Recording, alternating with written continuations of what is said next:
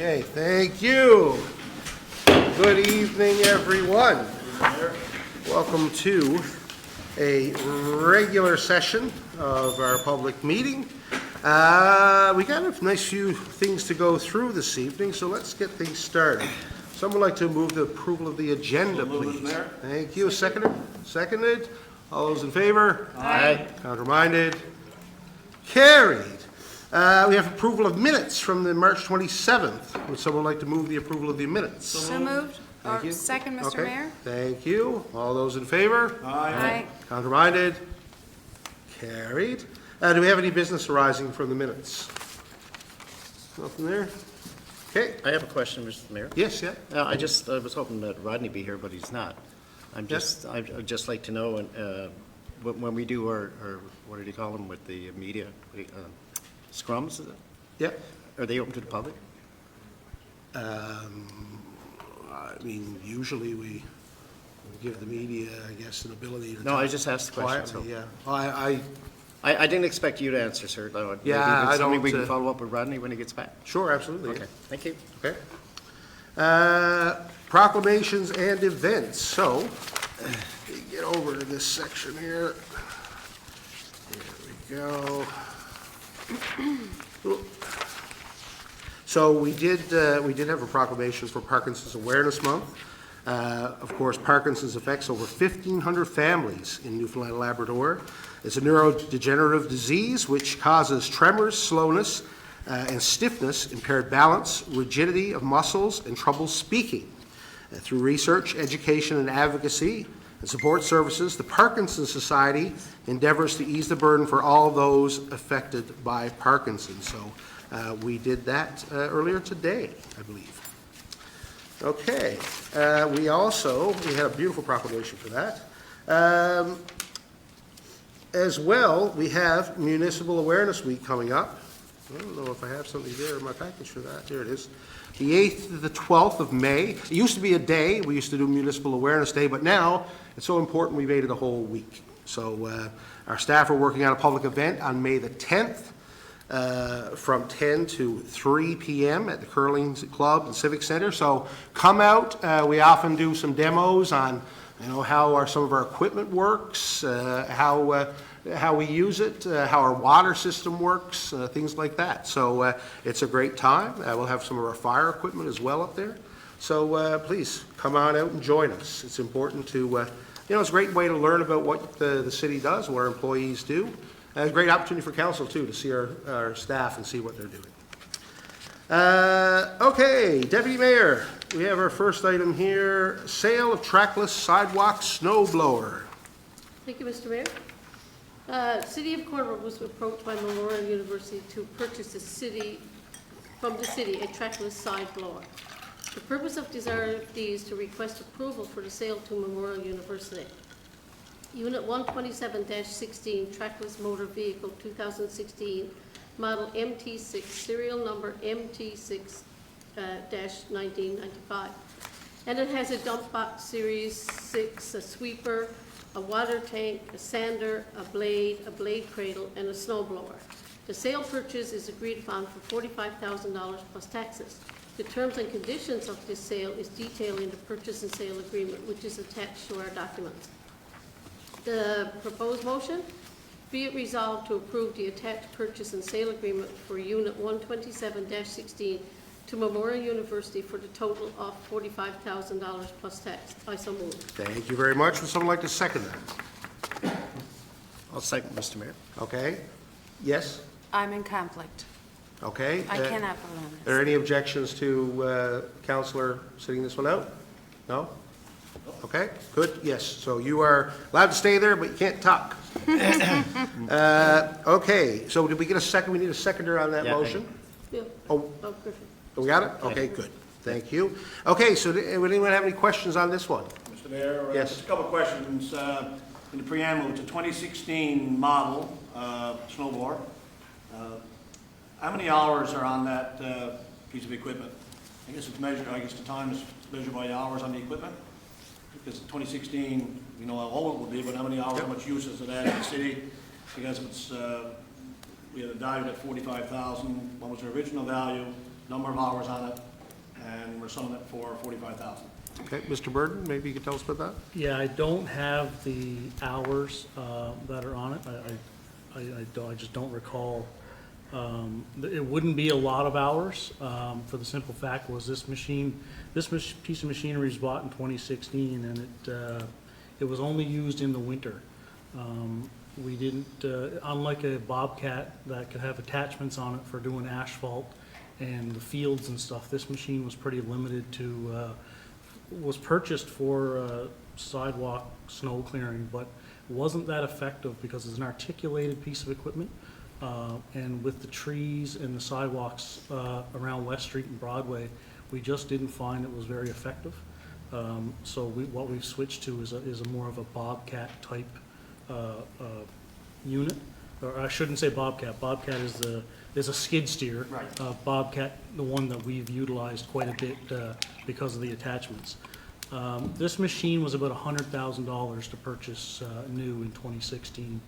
And like I said, it's 7 years old, although it doesn't have a lot of hours, because of the conditions it was used in, it is showing some sign, it needs repair, the body is starting to corrode, and like I said, we just think, get as much money out of it as we can now to put towards a skid steer type loader, so that we can utilize it 12 months of the year as opposed to 5. Which leads to my final question, Mr. Mayor. So the purchase of the new skid steer, that will be done this particular season and be ready for the fall, or at least for the It'll- winter for sidewalk cleaning? It'll be ready for the fall, it'll be ready for the next season. Thank you, Mr. Mayor. Okay, anyone else? I Yes? had a question, but I think it's been answered, Mr. Mayor. Okay, thank you. Yes, Councilor? Just one question on the terms of sale, because normally we sell things by bid or RFPs or whatever. So I'm just wondering how this process compares to disposing of other equipment and why we're going with one, I guess, I wouldn't even say a bid, why we're doing it this way, I guess is the question. Yeah, and I don't know if Mr. Maestri, or would you have any idea about that? I know that there was a communication between the city and the representative from Memorial University who needed the equipment, so I'm not sure whether. I can't hear. Yeah, we're having trouble hearing you there. Yeah, maybe move your mic a little bit if you could, Yeah. please. Sorry, I know there was a Yeah. communication between the city of Corner Brook and a representative from Memorial University who showed interest in it, and hence we went that route, but we did not offer it out to the public. But Mr., yeah, yeah, just, we've actually had this piece of equipment on auction twice, and it didn't sell either time. So then when we were approached by Memorial, we kind of ran with it. And I do believe there's something in the Public Procurement Act that when we dispose, that we can dispose to another government agency once it already has been put out to the public, I think at least once or something. So we were pretty confident that we were okay from a policy point of view to sell directly to MUN. okay, yes? No, that is correct. I just wanted to make sure that the public were aware, so that somebody doesn't go back and ask, why do we sell it to one organization without consulting anybody else? Okay, That's the answer. Thank you. thank you. Anyone else? Okay, let's take it to a vote. All those in favor, say aye. Aye. Counterminded? Carried. Councillor Pender, we have the consultant for Deep Gulch, big project. Yes, thank you. The RFD, this RFD is intended to address the selection of a prime consultant related to the Deep Gulch Brook Culvert Replacement. This project is funded under the Investing in Canada Infrastructure Program, or ICIP, and consists of infrastructure improvements at University Drive and O'Connell Drive. The scope of the project includes the replacement or relocation of an existing large diameter CMP culvert, new asphalt, curb, gutter, sidewalk, and associated appurtenances. Okay. It's interesting. The City of Corner Brook requested proposals to select a prime consultant for the project. Proposals were received from 6 firms and were evaluated by a committee of staff in the province in accordance with the RFP evaluation criteria. Based on that evaluation, the committee has selected the preferred proponent. So the proposed resolution be resolved that the City of Corner Brook City Council accept a proposal from R.V. Anderson Associates Limited in the amount of $172,542.55, HST included, for consulting services related to the Deep Gulch Brook Culvert Replacement. I so move. Thank you. Would someone second that, please? Second, Mr. Mayor. Thank you. Okay, questions on this one? Yes, go ahead, Deputy. Just a quick question. Why do we not list the other people or the other proposals that came in? We said there were 6.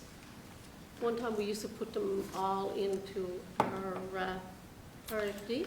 Yeah, and I don't know, I think for consultants, the engineering companies, quite often it's not a tender process, it is usually an RFP process. Okay. So it is, it's not always listed as a competitive kind of process. They go through their evaluation and pick.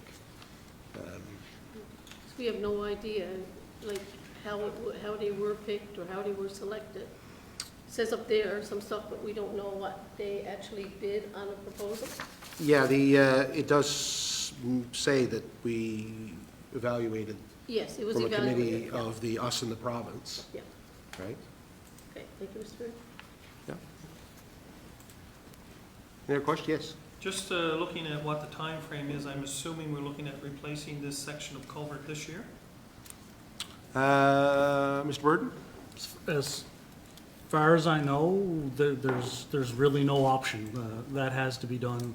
I'm not sure on the engineering point of view what their schedule looks like, but I know from a public works, infrastructure point of view, we can't wait. We can't wait much longer. What's up there is just gone. So Yeah, it'll be a push for sure for this year.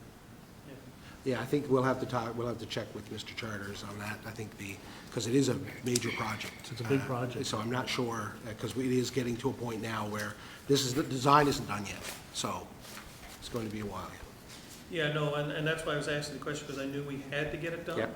But if we're just going to tender now for the design, I'm just wondering if we'll even get started. We might get maybe a section of it done or something, if that's possible. There's, from what I understand, there's 2 possible options for the construction of this. One is much simpler and hopefully cheaper than what's existing. So I think there is a possible avenue of expediting some construction this year. Okay. Any other questions? Just Yes. for the people at home, where is the Deep Gulch Brook? Mr. Burden, you want to describe that for us? It's essentially the intersection of the bottom of University Drive with O'Connell Drive. So right around the Civic Center digital sign. Is that where we had the Yeah. cable? Yeah. So yeah, we've had multiple I'm sorry. sinkholes there that we're looking to repair. Thank you. Okay. Any other questions? Yes. I think that's a very exotic name and that we should do something with that. Yeah. Deep Gulch Brook. Yep. We could like make a thing out of it.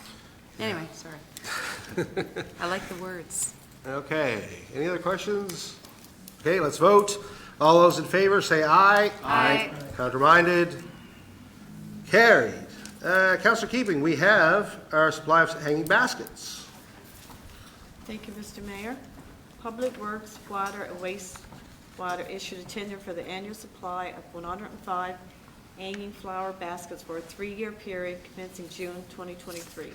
The tender closed on March 31st, 2023, and the compliant bid is K&D Commercial Maintenance Limited, $6,309.19.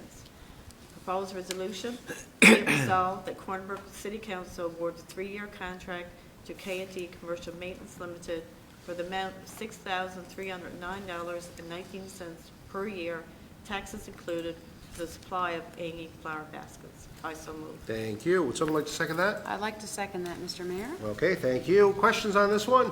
Yes, Deputy. Is this the same group that did the flowers last year? Mr. Burden? Yes, that's correct. This is the same contractor we used the past 3 years. Okay.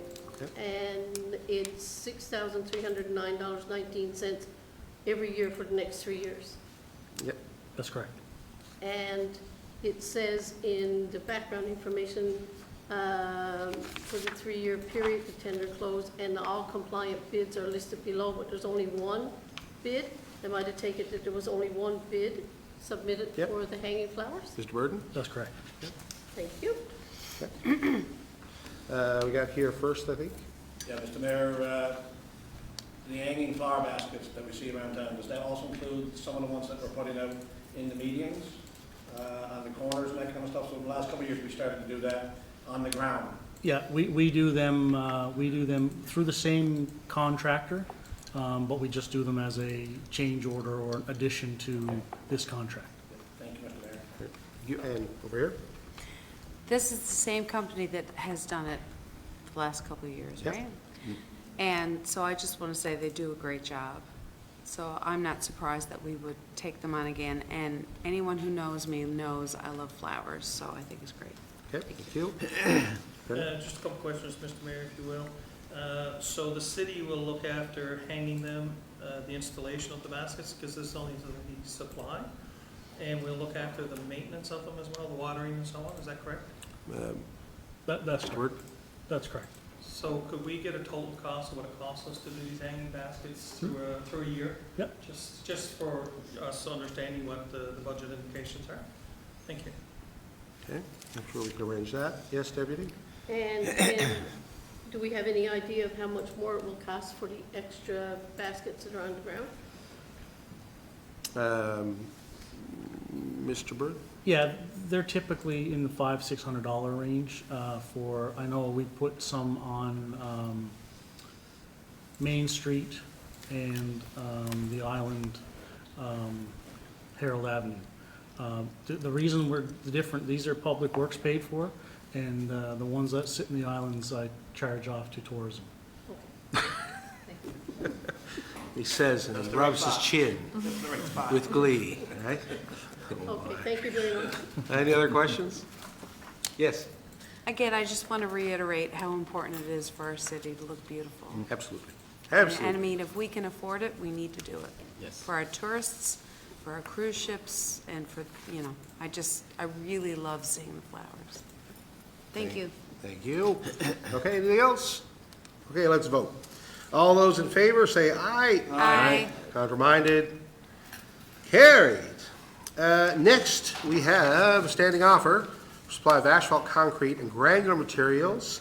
Deputy Mayor. Thank you, Mr. Mayor. And it's- Everybody- Sorry, and this is a 3-year, and I may be in conflict, Mr. Mayor. okay, I work in the industry, but I don't work with any of the two companies that are listed in the bid. yeah. So I don't know if I'm in a conflict or not. Uh, Just bring it forward. Yeah, we can bring it to a vote here if we want.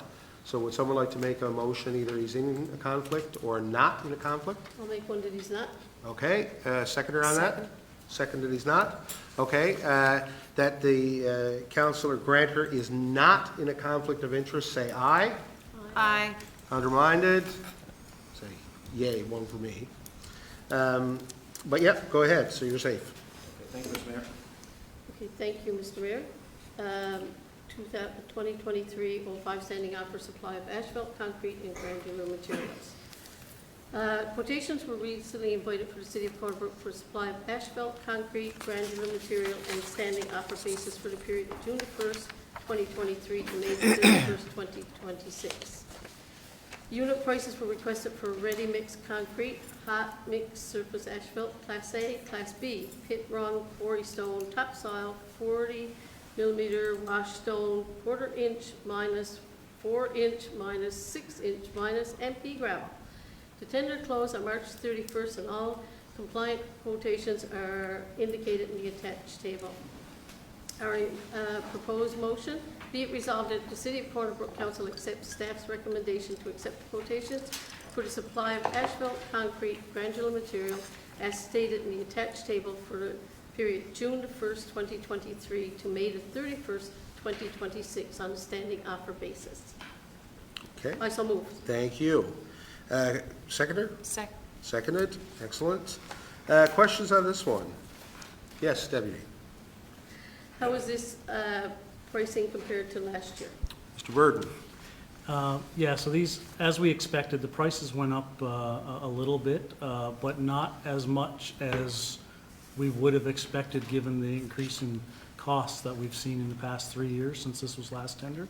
So I don't know the exact percentages, but it wasn't as big of an increase as we as we anticipated.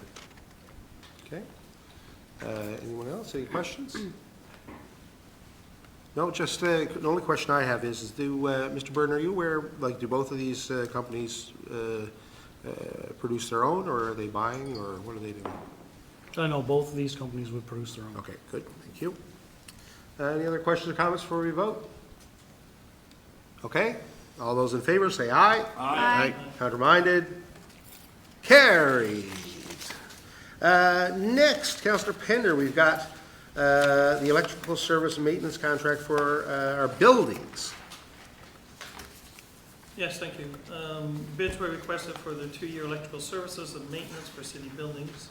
Tenders closed on March 21st of 2023 with 1 bid received. Best Coast Electrical in the amount of $28,175, HST included. So the proposed resolution be resolved that the City of Corner Brook Council approve the tender bid from Best Coast Electrical in the amount of $28,175, HST included, per annum for the electrical service or maintenance for buildings with a 2-year contract. I so move.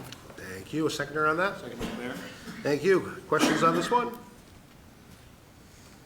Pretty straightforward. Yes, Mr. Pender. Councillor Not a Pender. question, Mr. Mayor, but just a comment, just so we know the financial impact. It's 11.1% increase compared to the current 2-year contract, which expires April 30, 2023. So within, CPI, I guess. Yeah, anything else? No? Okay. Let's take it to a vote. All those in favor say aye. Aye. Counterminded? Carried. Next, we have the electrical for our equipment. Councillor Gill. Thank you, Mr. Mayor. Bids were requested for the 2-year electrical services and maintenance for city equipment. Tenders closed on March 21st with 1 bid received. Best Coast Electrical at $28,336. Therefore, be it resolved that the City of Corner Brook Council approve the tender bid from Best Coast Electrical in the amount of $28,336, HST included, per annum for the electrical service / maintenance for equipment 2020-303. 2020-303. Okay, that's, yeah, okay. 2-year contract. So it's 2023-04. No? No, this is the Contract number. number. That's just the contract number. Okay, cool. So moved. Okay, thank you. Seconder on that? Mr. Mayor. Perfect. Any questions? Okay. Okay, all those in favor, say aye. Aye. Counterminded? Carried. This is an interesting one. Councillor Granter, fleet management. Thank you, Mr. Mayor. Currently, the City of Corner Brook owns and maintains a light vehicle fleet of approximately 60 vehicles. The cost to purchase and maintain city vehicles is significant, so staff have explored options to reduce these costs. Enterprise Fleet Management Program has been identified as a procurement solution that is beneficial to the City of Corner Brook. The Enterprise Fleet Management Program is a procurement solution available through Canoe Procurement Group of Canada, one of the largest public sector buying groups in Canada. Enterprise Fleet Management Program and Canoe Procurement entered into an agreement in 2019 following a competitive procurement process.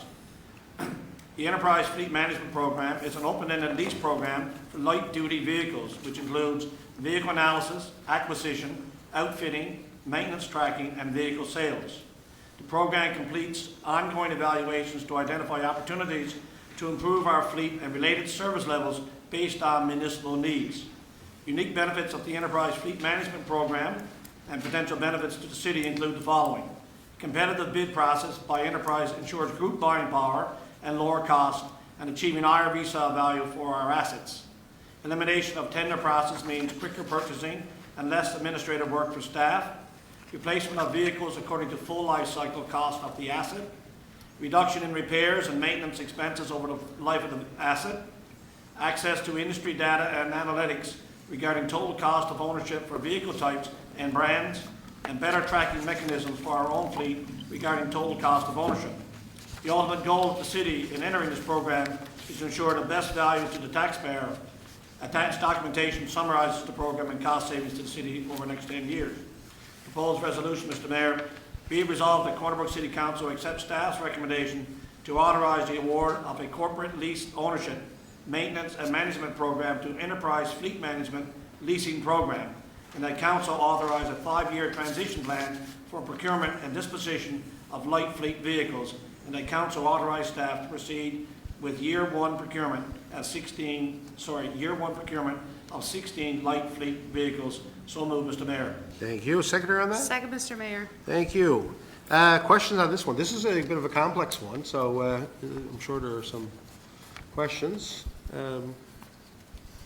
Anyone have anything here yet?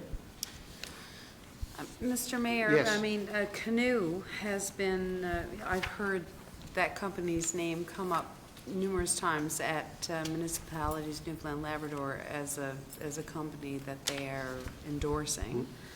And so, did we come across that through their auspices, or is this something that, how did we come across Canoe as being our procurement person in this situation? Mr. Burden?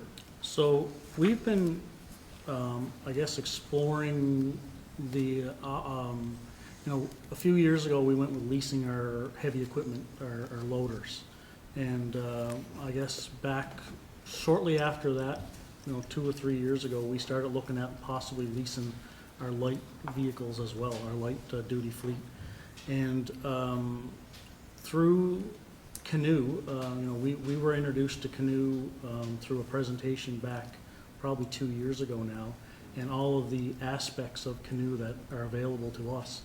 And it just aligned that we were looking for a company to help us with our light duty fleet, and Enterprise had already bid with Canoe and received that contract and have been being utilized by a lot of municipalities. So we didn't really go looking for Enterprise. Enterprise didn't really go looking for us, or Canoe, sorry. But they had services that we could utilize, and it just kind of, the timing really worked out for us. Okay. And Yes. Mr. Mayor, Canoe, of course, offers a lot of other aspects to their offerings, to what they can help municipalities through my work with M&L, and I would highly recommend them as an opportunity, that we can use them in other aspects besides this particular Yep. situation. Thank you. Thank you. Yes, yes. Mr. Mayor, the 16 that we're going to look at approving, the 16 light fleet vehicles, so we're referencing vehicles that will be like 4x4 pickup trucks, vans, cargo vans, those kinds of things that the city would use. That's correct. And So, we're looking for 16 for this particular year. so we have a total of 60 vehicles that will be transitioned out over the next 5 years. So every year, basically, Enterprise will take the number that have been laid out in each year based on their current age. They will sell them vehicles, the equity we get back, and that comes off the lease price for the vehicles for that year. So in 5 years' time, we will essentially have a fleet of 60 vehicles, maximum age 5 years, and then every year, them vehicles will get switched out. So the maximum age of any vehicle at any time will be 5 years. Thanks, Mr. Mayor, and thanks, Donnie, for that assessment. Any other questions? No, it's I just want to confirm that, so based on the analysis that they did, we have over a 10-year time frame, we're going to save over about $436,000. And based on their analysis, that's very conservative. That's based on not getting very much money back for a vehicle that they sell after 5 years, so that their resale assumption is quite low. And they've also budgeted that every time they replace a light-duty vehicle, they have to do the complete fit-up again, which, we use the same back racks and beacon lights. We might use it for 3 different vehicles. So there's a lot of extra built in there to ensure that we can actually realistically see that savings, if not more, so. Any other questions? And not that I don't trust engineers when it comes to money, Mr. Verdon, but Mr. Maestri, did you have a chance to have a look at this? Yes, so as from a financial perspective, I did have a look at it, and I did raise some questions with Enterprise Fleet Management, and obviously to understand the built-in finance cost that's embedded in the finance lease contract, to understand how this is a profitable situation. Obviously, as Director Burden highlighted from the operational perspective, how that materializes in terms of benefit, but how does fleet management, and the actual cost, the actual finance cost is actually embedded in the lease contract, and that's how they, because that's basically what it is. It's a finance arrangement between the city and Enterprise Fleet Management, and that's how they make their money. So at the moment, the way they price the finance cost, which is embedded in the lease contract, is the 3-year Canadian bond rate plus 300 basis points. So 300 basis points is basically 3%. So that currently works at 6.43%, right, versus how they would actually source the funding versus what is the cost to the city. And that's how they make their profits. So taking that into account and taking into account the rollout period of these vehicles, so 16 in the first year, 16 in the second year, 7 and 6, basically we would pay that lease premium versus just outright purchases, resulting in that net benefit of $436,000.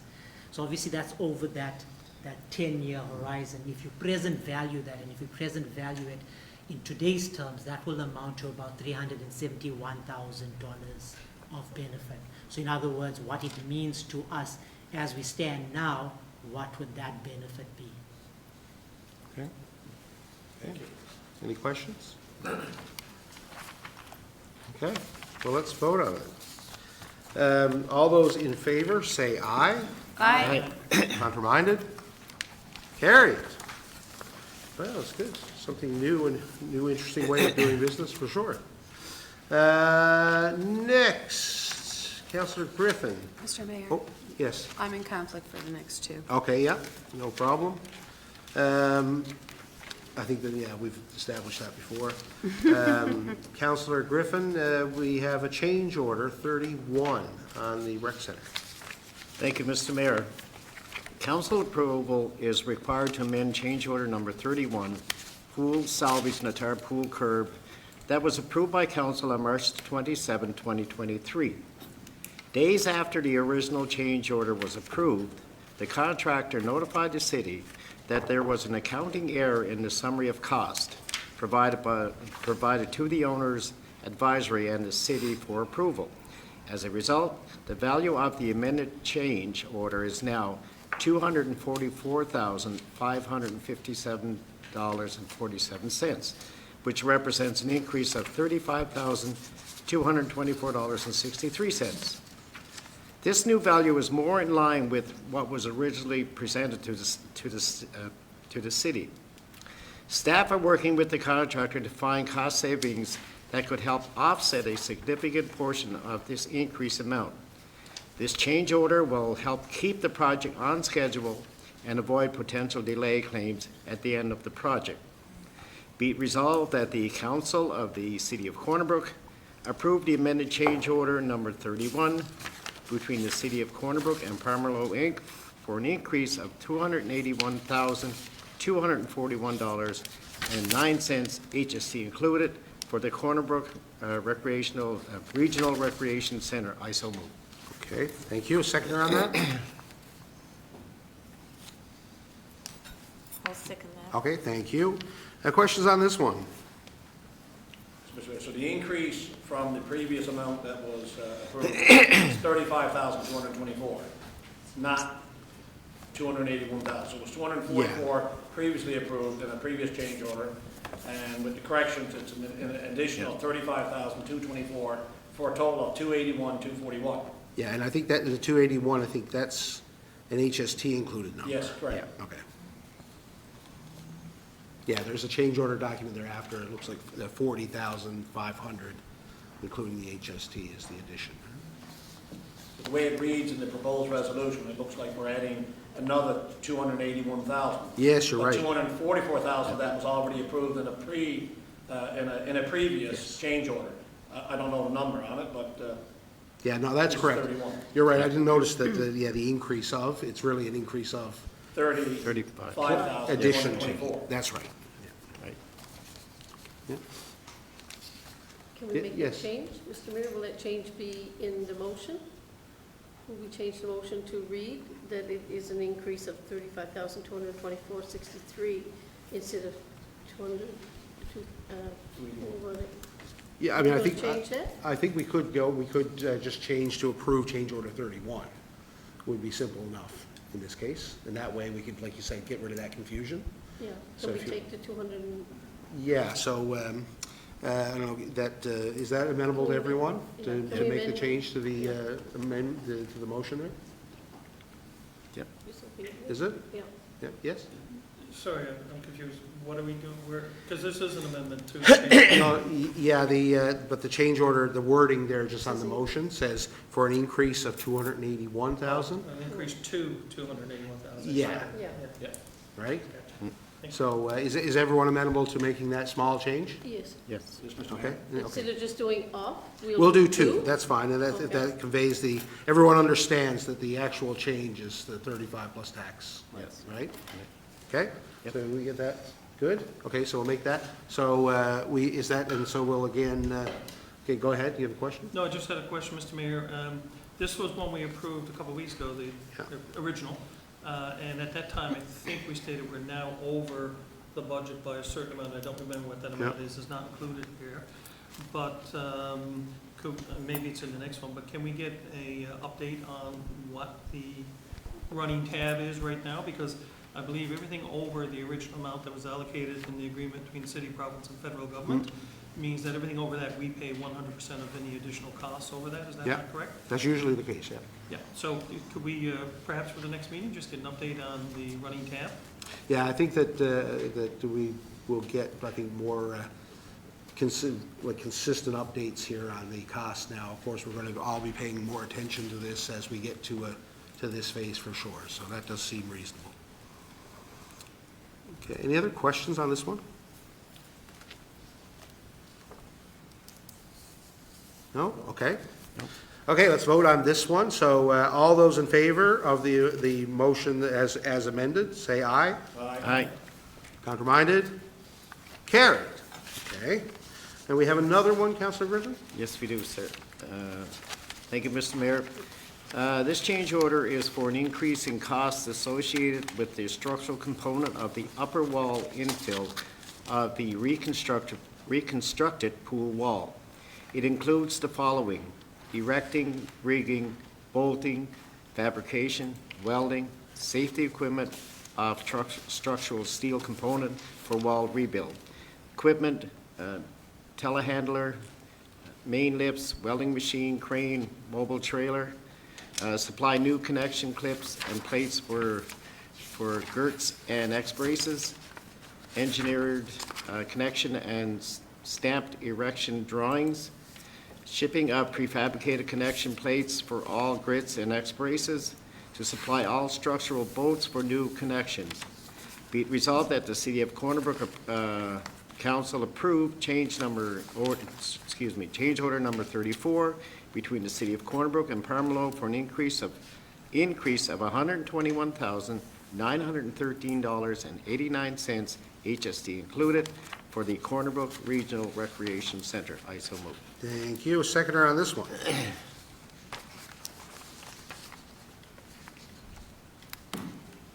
Second, Mr. Mayor. Thank you. Questions on this? Yes, go ahead. No questions as much as comments. I mean, we just approved two change orders for a total of $157,137. That's just two change orders tonight. Right? There's one related to this.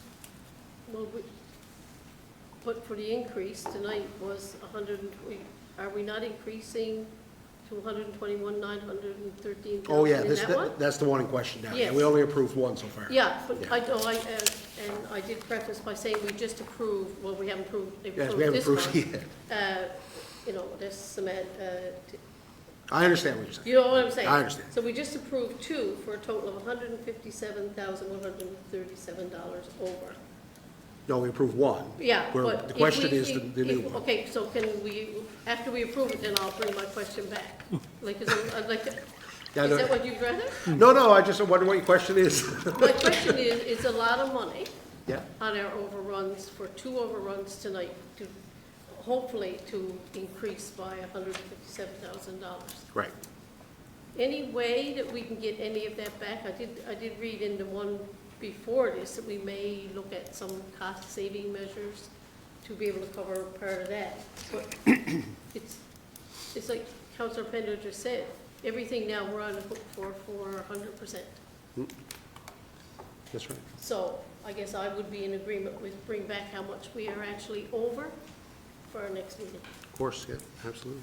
Yes, Councilor Pender. Thank you. Actually, Mr. Mayor, if you read down just after the proposed resolution, and I think we need clarification on this one, because I thought the last time Mr. Charter said we were at the limit of the budget, but this one says the project budget is 24/7. The original contract amount was $22,091,000 and change. The new contract amount is now $23,973,000 and change. So we're 1.9 million over and above the original contract thus far. However, it does appear that we still have about $800,000 yet left in the budget, pending any changes to come forward at the next meeting, I assume. So I think maybe it would be helpful, going back to my previous question, of getting a list of all of the change orders thus far to make up that 1.9 million. I think some of them we agreed to in the beginning, i.e. changing the facade of the building, things like that. So as long as we're under the project budget, I think that's good. But we still have about, 8 months or so of construction left on that project. And although we assume and hope that all of the issues that could arise have arisen, I don't think any of us were expecting any more of these change orders to be coming forward. And yet here we are again. And I think we all had a picture of the steel, how it was corroded and so on. Definitely needs to be replaced, no doubt. But I would like to see a list now of all of the extra overruns or change orders on top of the original contract as we go forward. Yep, okay. Thank you. Next one, we can arrange that. Yes, Mr. Byrd. Just to speak briefly to the deputy mayor's question on recovering, and there will be, as with any design build project, there will be a review after the fact of all change orders to ensure that the city is on the hook for all of them, and not and not some of them the contractor. It's quite common in the design build process to at the end have a bit of a settlement hearing to determine, right now we have to approve, or I recommend approving to avoid any delay claims, which can be quite costly. But in the end of the day, I think, we will be reviewing very closely all the change orders to ensure that they are our responsibility and not the responsibility of the contractor. Yes. Does that happen very often, that we do get change orders that aren't our responsibility at the end of the project? Mr. Byrd. On large projects is not uncommon at all to, when you're talking $25 million plus projects, it's not uncommon to go back and settle on, who's ultimately responsible for the change orders. Any other questions? Okay. Well, then let's vote. All those in favor, say aye. Aye. Counter-minded? Carry. Next, we have some accounts receivable write-off. Councillor Gill. Thank you, Mr. Mayor. So the city attempts to collect all taxes, charges, and expenses that are billed, obviously, and in some cases, there are some accounts that are not able to be collected for various reasons. The city maintains an annual allowance for doubtful accounts to provide for the write-off of various accounts. There's a lot of various and doubtful in there. Anyway, the write-offs are for accounts in which there is no or limited opportunity to be able to recover any additional funds. So staff have recommended to us that the write-off of the identified accounts is reasonable, as reasonable collection methods have been exhausted. So therefore, be it resolved to approve the write-off of $71,517.97 for 24 accounts provided in the list that's been attached to this resolution. So moved, Mr. Mayor. Thank you. A seconder on that? Seconded. Thank you. I just want to remind council, this, the document here, the public version has redacted the account numbers because there are identified claims there in the account numbers. So just mind that, I guess, if you're discussing the issue. Yes? Mr. Mayor, can we have staff explain what methods we use before we determine that we've exhausted everything to get the money? Yep, absolutely. Mr. Maestri. Yes, so the city collector will basically try to follow up with the taxpayer. Sorry, am I audible? I'm deaf. Yes. Sorry, the city collector will make various attempts to make contact with the respective taxpayer to collect the outstanding taxes, either residential or business taxes, and will send letters and reminders to the official addresses of the taxpayers. If there's no response, then obviously make telephone calls to the taxpayers. If there's no contact made, either correspondence from the taxpayer or any getting hold of them via telephone, then the city collector will basically reach out to the solicitor, city solicitor, so that we prepare a formal official letter to go out to the taxpayer. And obviously, if there's no response thereafter, and this is not over a few weeks, it's like it could extend for a few years until there's literally no opportunity to actually recover the taxes. Saying that, and as much as we tend to follow a policy of writing off those long outstanding dues, we will still keep them on book and continue to follow the process in the event that we do somehow make contact. So it's not a few week process. It's a couple of months to a couple of years to see who's really outstanding, and if we can make no contact with any of these taxpayers that have been outstanding for over a long period of time. Obviously, the city collectors also favored, obviously in the context of Corner Brook, the businesses that are happening and the status of the business itself, and if it's been closed down for a couple of years, and the likelihood. So, yeah. Thank you, Mr. Mayor. Okay. Any other questions there? Yes. Go ahead, Councilor Grant. Yeah, just for public information, I know you said that the document's redacted, but just following up, the total amount of errors would be $56,000, would be, out of the 71 is for businesses that are no longer in operation. Yes. They're closed or moved out or shut down. Yeah, and it is, of course, difficult to collect business taxes, more so than property taxes. Our legal options there to leverage their property or things is often more difficult. Yeah. Yes. Yeah, just following up on what Councilor Granter said, these are not all businesses, some are households. But I do notice that several of them are the result of homes being sold, but they didn't pay the water shut-off or didn't pay the water tax or whatever. Some of these are only a couple $100, whatever. My question is how is it that we're selling houses in the city of Corner Brook without getting the tax letter from the city saying that the taxes are paid? That's normally pretty standard, that all taxes and water taxes and so on are up to date before the house can be sold, and that's the means by which we normally collect our money. I'm just wondering how that is possible, because I just see several here that say, the home is sold but didn't pay the water fee, the home is sold but didn't pay the water shut-off, and so on. So how can a house be sold with an outstanding bill and that bill not be paid before the transaction actually takes place? Yeah. Mr. Maestri? I will have to look into that in terms of what was the lien and what was recovered on that property itself, on those properties.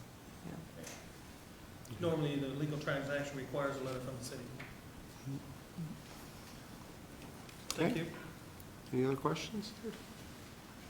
Okay, let's vote. All those in favor, say aye. Aye. Counterminded? Carried. Deputy Mayor, virtual meetings attendance for council. Thank you, Mr. Mayor. Is, this one here, I think you've requested an update. I did So this request an is, update. so now you get to read it. Now I get to read it because I've been asking for this now for a while, so it's good to see it come forward. Staff have been investigating options on how to make virtual attendance available for council at public council meetings.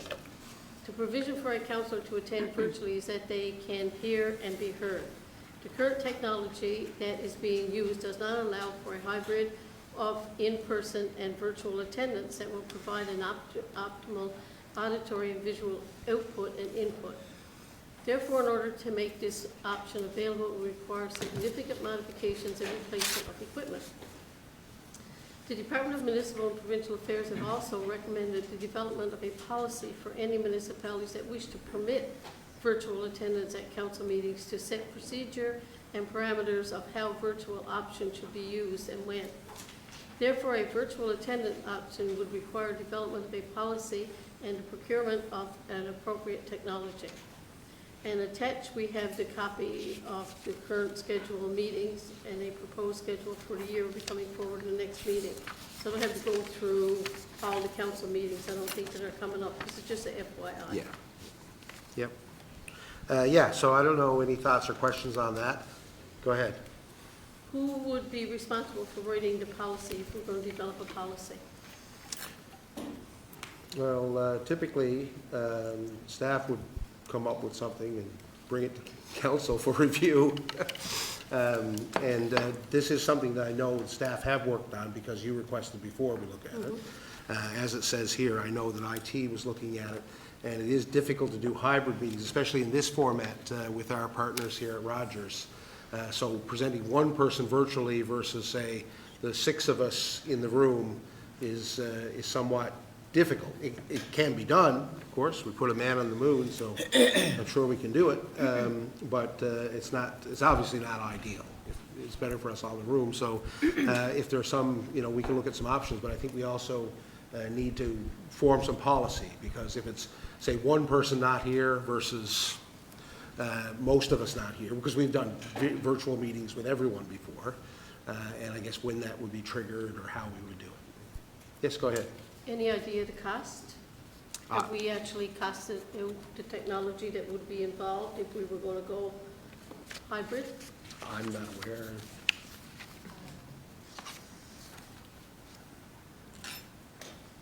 The exact numbers, I believe, like the base to reformat the equipment was minimum 10,000, and then they would still have to look at additional equipment to set up be able to accommodate the hybrid. But that's a rough estimate. Okay. Yes? Mr. Mayor, as you well know, I am a huge fan of technology, and I've also argued for this particular arrangement.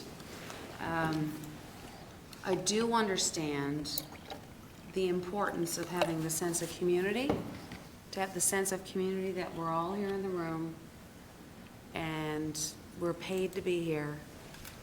And, if we can't be here, we should try to work around the schedule that's presented to us far in advance we get our schedule pretty far in advance, right? So, I'm going to Portugal next week, which I'm really excited about, but I worked around the schedule that was presented to me. However, I do believe that if during particular periods, such as during the summer, when people take vacation, I don't think it's beyond the scope of reasonability, I don't know if that's a word, reasonableness, that if there were going to, say, be half of us away, then it would make sense for us to have a total online meeting. But I don't know about, like, if one person's away, to introduce that kind of technology into this environment here that taxpayers are paying for, if only one person's gonna be away, I don't see that as being a meaningful use of our funds. So I'm like, everybody's online or nobody's online. And if you can't make the meeting, you can't make the meeting. That's my 2 cents on it. Okay, Thank you. yep. Yes, I just want to add on, I wasn't thinking about everybody staying, so many staying home in Corner Brook Yeah. and attending a meeting. I was more of the opinion when you're gone, either out of town or you're gone somewhere, and not necessarily a vacation, but because something happens that you have to go out of town at a time when you can't arrange it around this meeting schedule. There should be no reason why anybody's voice cannot be heard here in this room, just because you're away for whatever reason. okay, thank you. Any other comments or questions? No, and I don't know if in the, in the short term, it mentioned that we are going to look at the schedule for the summer, because that is, I think we have one up to the end of June right now. So at the next meeting, I guess we'll bring forward a schedule. So we only typically have our one meeting a month in the summer. Potentially we could, I don't know, we could look at doing something different for the summer anyway, if that's something that's amenable to council. So I don't know if anyone has any particular, like, travel needs or things like that this summer, that we could accommodate by doing, a specific virtual or number of virtual sessions during the summer. Yes, Deputy? I guess to just go back and visit, like, what is the practice when somebody is not going to be at a meeting or somebody's going to be Yeah. out of town? What do we, how do we handle that? Do we let you know, or I know the public would want to know that, and sometimes I'd like to know. Also, Yeah. are we told when somebody is gone? Are we told when we're going to miss a meeting? Are we to tell you or the city manager, or what's the protocol? I would appreciate someone inform me and the clerk if they can't make it. I think that's just courtesy. Obviously, your missing meetings is something that happens. I know that that's not uncommon occurrence, because people are, ill or got to attend to something, for sure, that happens. Recently, I went on vacation. I timed it in between, so I didn't miss meetings. Because, and that's again, a good thing about having our schedule published well in advance, so we can make plans and such, right? But if there's a desire to do certain times of the year or whatever, that we have to do a virtual meeting, like around Christmas maybe, our first meeting or something, so that we can accommodate people's travel schedules, or if there's certain times during the summer, I'm all ears. Yes. So, yes. So this schedule as we have it now is not changing, right? As up to the end of June? I assume it wouldn't. Because I've made my plans based on that. Yeah, that's the, Okay. And then we'll see for July and August, if we have one meeting a month as we normally would. Yeah. A regular meeting. that's right. So the plan wouldn't be to change this meeting, it would be to change for the summer at least, to get us to September. And that one, we could, those two, I guess, July and August, we Yeah. could potentially do virtually if we have 3 or 4 people away or Yeah. whatever, so we can look at that at that time. Yeah, Okay. as long as we all know, like I said, level playing field. I think that the difficult thing is having meetings where there's some people in the room and some people not in the room. It does have an unlevel playing field kind of thing, and obviously it does put people at a disadvantage, but it also, we have this beautiful facility, we have our partners at Rogers. We want to use this room as much as we can, of course, right? Yes?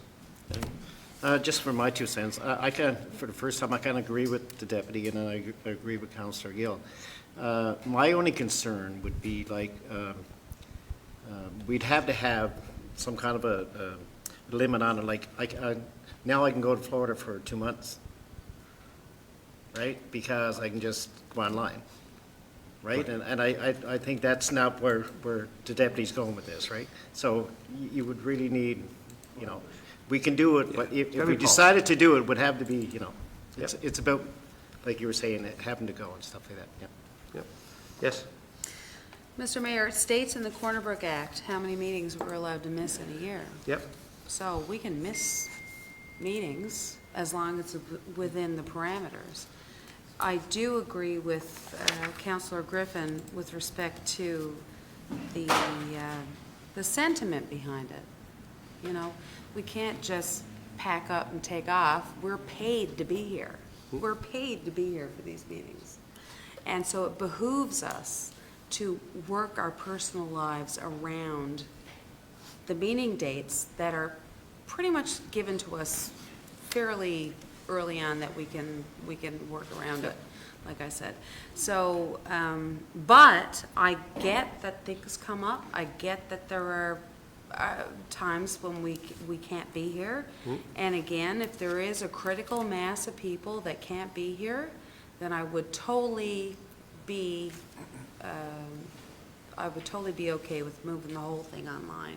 But to have some people online and some people not online, and if it's going to be more money to the city to bring in the technology for some people to be online, I'm not in favor of that. But we do get our schedules early enough that we should be able to work our lives around it, unless there is an extraordinary circumstance. And if there is an extraordinary circumstance, then we are allowed to miss meetings. Yep. Right? It's in the act that we can miss so many meetings.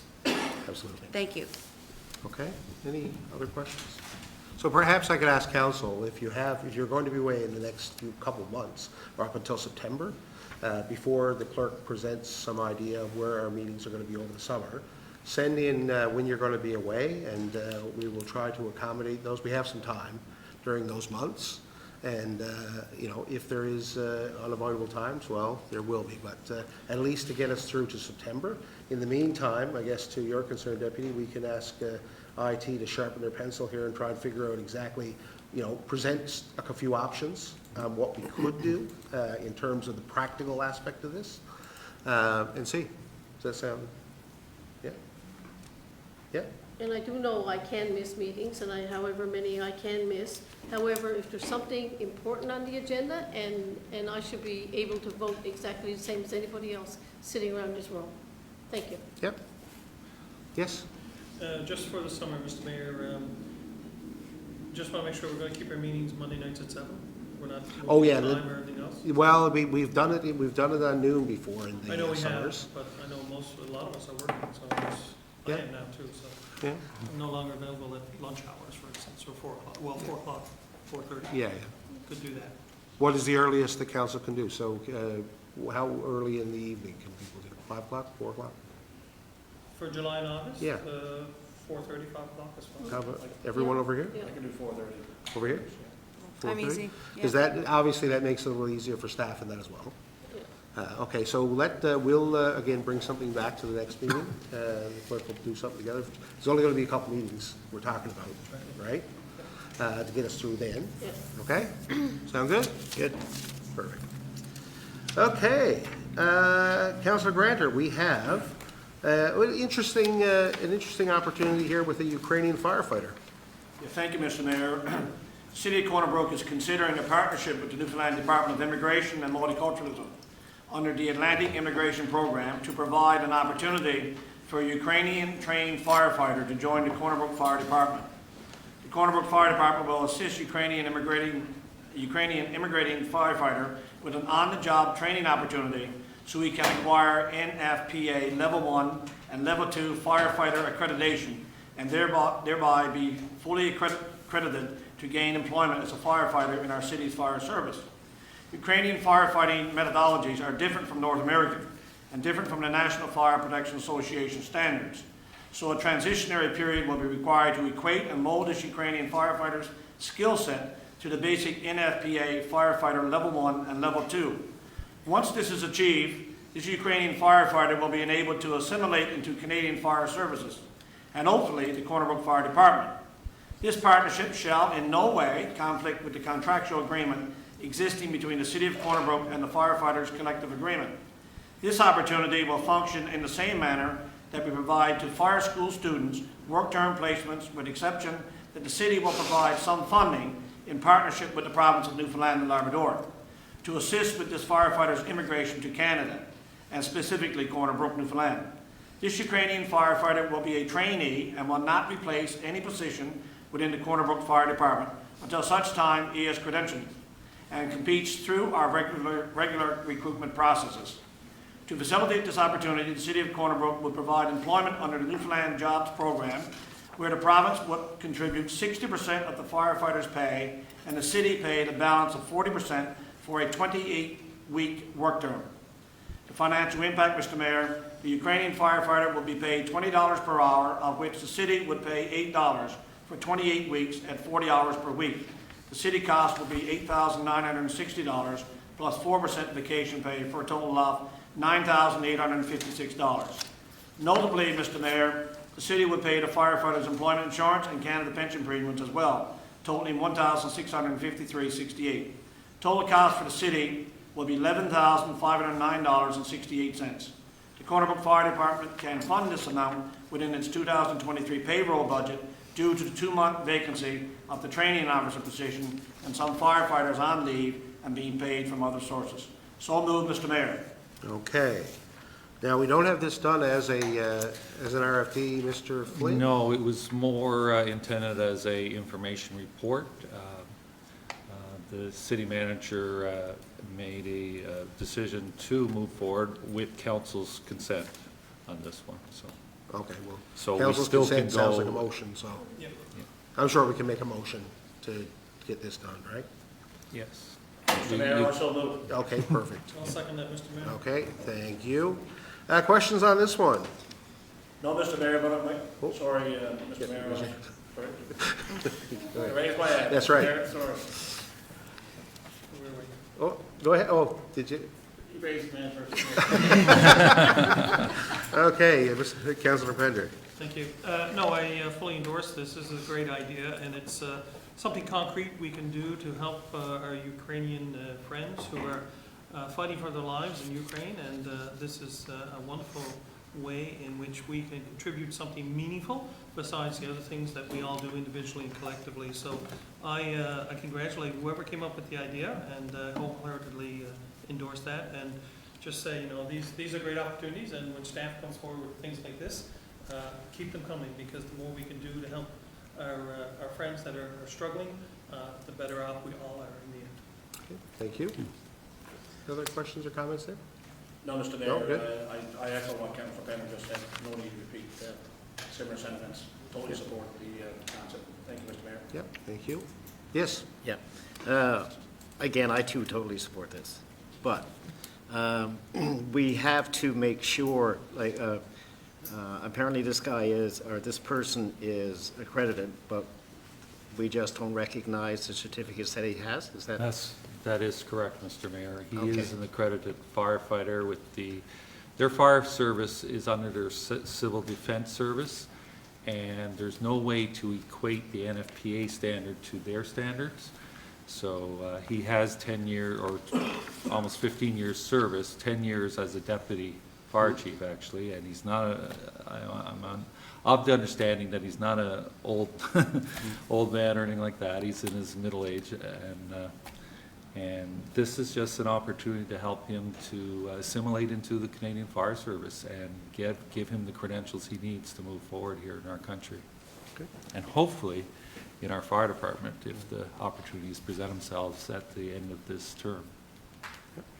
But no, I just want to make sure and let everybody at home know that, yes, he is from the Ukraine, and yes, you know, we're going to help him in every way we can.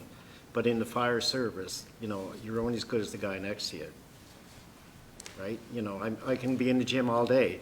If you're up watching TV, then you're good because I can get you out. I'm the one in trouble, right?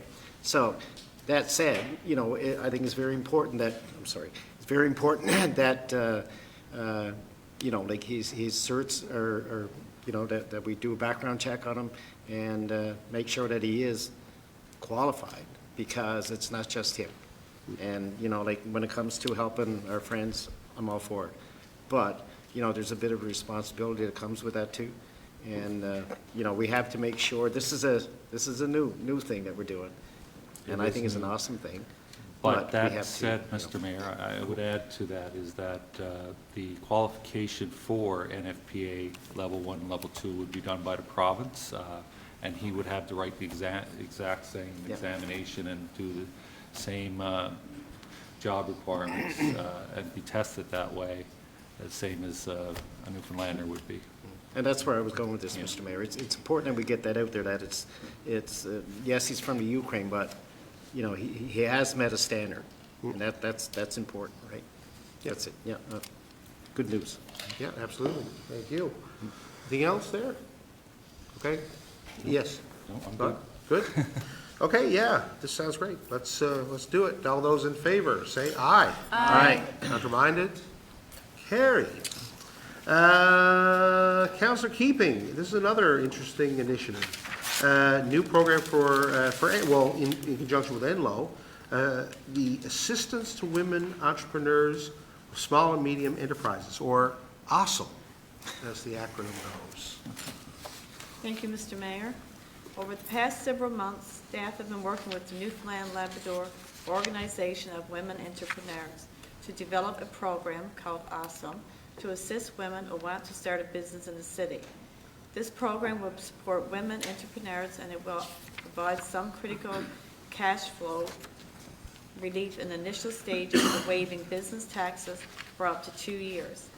This will encourage more women-run businesses and will reinforce the city's business-friendly image and its business-like approach.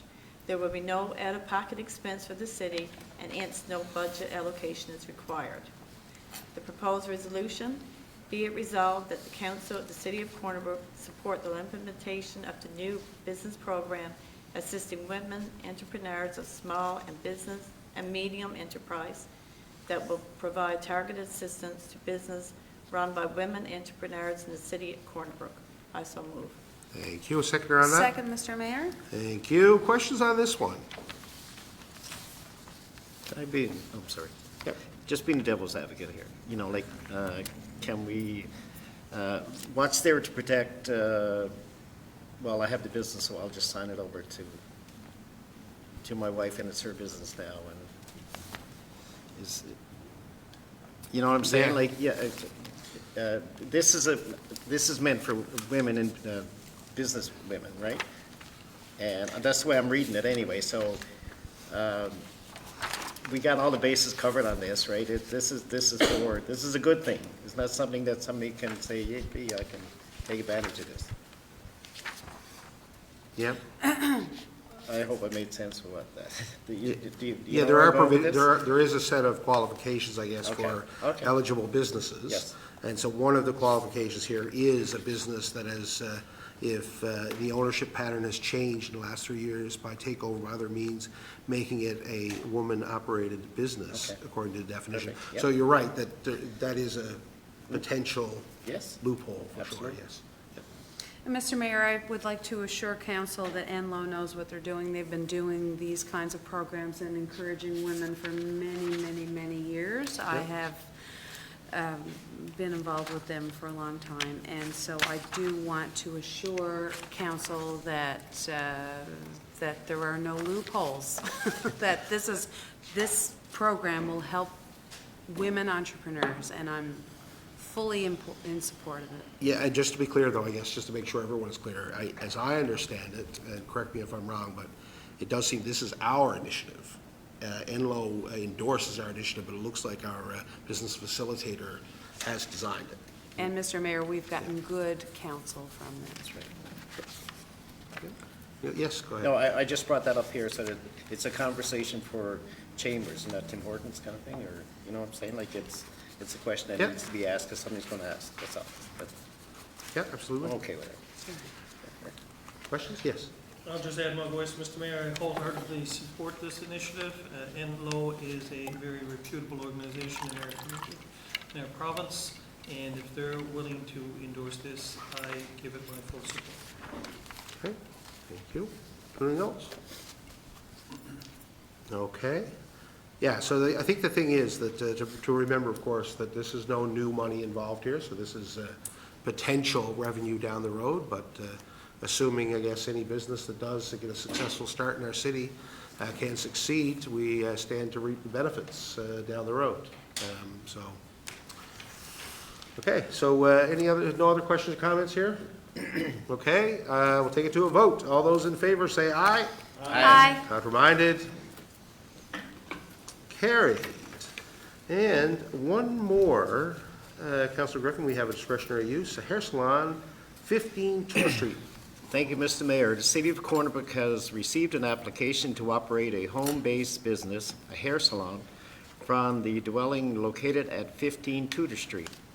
This property is located in a residential medium-density zone where a home-based business is a discretionary use of the City of Corner Brook development regulations. The applicant has informed the city that the hair salon is to only serve one client at a time. Parking has been reviewed, and there is adequate parking for both the dwelling unit and the proposed home-based hair salon. Be it resolved that the Council of the City of Corner Brook approve the application to operate a home-based business hair salon at 15 Tudor Street in accordance with Regulation 11, discretionary powers of authority. I so move. Okay, thank you. Seconder? Second, Mr. Mayor. Seconded. Okay, questions on this one? Mr. Mayor, Yes. my only concern would be about the parking. Yep. That's my only thing, because we have run into that recently with other businesses that have been operating out of residential areas. Yep. So as long as the parking's kept under control and we don't get complaints from the area, then I'd be fine with it, yeah. Okay, anyone else? Yes, Councillor Penn? Mr. Mayor, the memo from the Development Inspector 1, I guess, just states, and I don't have an issue with it, but it just states, after review of the application, results to the notice to occupants, it is recommended that council approve the application, but they don't actually tell us what the results were of the notice to occupants. Normally they'll tell us they got nothing back, or Yeah. they had one opposition, or It's 10 one in up, favor. I think 2 paragraphs up. It says, as a result of this notice, 1 telephone call of support. It was one, was it? Yep. Where'd you see that, Mr. Mayor? Sorry. The second paragraph of the memo. Oh, sorry, okay, yep. I skipped over that, thank you. Yep. Tom, anything else? Any questions? No, pretty straightforward, I think, so. Any, no other questions? Then all those in favor of this, say aye. Aye. Counter-minded? Carried. Excellent. With that, we Mr. Mayor, are, before we close up? yes, No, I just want to make a comment. I'd just like to congratulate our Corner Brook Girls for the year that they had. It was so good to see the stadium full, really. So Councillor Buckle, Tony Buckle and his team, the volunteers, I mean, they did a great job, and that facility is being used, and that's what we wanted when the door was open. So a big congrats go out to them. absolutely, and good luck to our neighbors up in Deer Lake, of course, as they try to get the herder. Yes? See, just for adding something, can I just add a quick Yep. PSA? Yeah. Just to want to remind people, the spring is here, kids, people are out on their bikes, their skateboards, their scooters, whatever, and people need to remember to stop at stop signs and make sure they check before they enter the roadway, check on the crosswalks and so on, because kids and adults sometimes don't necessarily stop to look where the car is going when they're supposed to be stopped.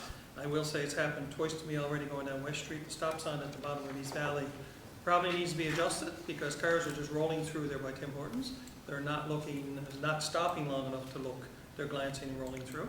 So just a reminder, people, you know, a car is a lot heavier than an individual or a kid or anybody on a bike or skateboard, and to take their time and please pay attention because it is that time of year now where people will be out walking, jogging, riding bikes, skateboarding, whatever, and let's just be a little more cautious when we're driving. Absolutely. Thank you very much. Mr. Mayor? Yes? Last one. Mr. Burden has a comment. Yes, Mr. Burden. Just one quick thing, Mr. Mayor. Seeing today was the first request on our inquiry system about the sweepers. We will have, the 2 sweepers will actually be going out tomorrow, and our 2 street sweepers and our sidewalk sweepers. And we will be running them 24 hours a day to try to get this sand and clean up as quick as we can. Cross your fingers for Sweep, no sweep. more snow. Meeting adjourned. Thank you, Mr.